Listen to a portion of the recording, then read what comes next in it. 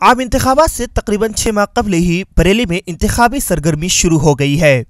Election commission ने वोटरों की जो पहली फेरिस्त जारी की है उसमें कई खामियां हैं।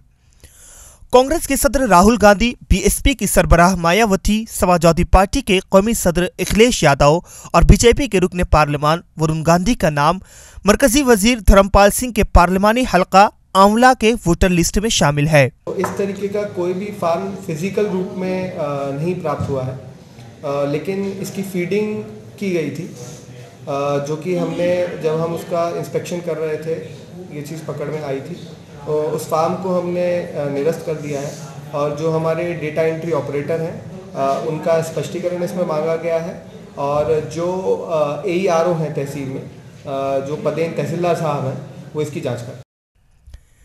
इस गलती के सामने आने के बाद जिला इंतजामिया में खलबली मच गई है। मामले की नज़ाकत को देखते हुए इंतजामिया ने CRC को जांच सौंप दिया है। हाँ, ये संज्ञान में मेरे अभी आया है, तो ये तो एक जांच का विषय है। तो जो वहाँ के ERO हैं उनको निर्देशित किया जा रहा है कि इसका जांच करके इसकी पूरी एक रिपोर्ट दें कि ये कैसे हुआ है। ये मरकजी वजीर आबपाशी धर्मपाल के इंतखाबी हलके में ऐसी लापरवाही का सामने आना जिला इंतजामिया की संजीदगी पर सवालिया निशान लगाता है।